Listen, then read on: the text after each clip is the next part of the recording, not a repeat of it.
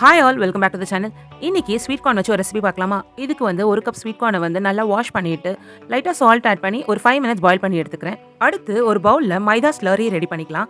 இதுக்கு வந்து 1/2 to 1 table spoon மைதாவும் 1/2 tumbler மில்க்கும் ரெண்டுத்தையும் மிக்ஸ் பண்ணி தனியாக எடுத்து வச்சுக்கலாம். இப்போ ஒரு பேனில் ஒரு கியூப் பட்டர் ஆட் பண்ணிட்டு நம்ம வேக வச்சிருந்த ஸ்வீட் கார்ன் இது கூட ஆட் பண்ணிக்கலாம். ஆட் பண்ணிட்டு ஒரு 1 மினிட் டாஸ் பண்ணிக்கலாம். இது கூட நம்ம ரெடி பண்ணி வச்சிருந்த மைதா ஸ்லரியை ஆட் பண்ணிட்டு லைட்டாக பாயில் பண்ணிக்கலாம்.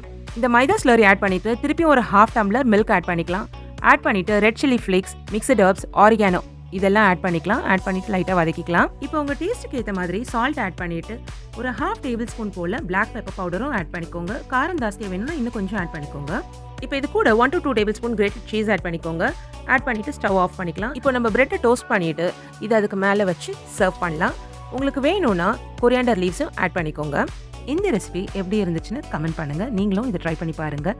சேனலுக்கு சப்ஸ்கிரைப் பண்ணிக்கோங்க. Thank you all.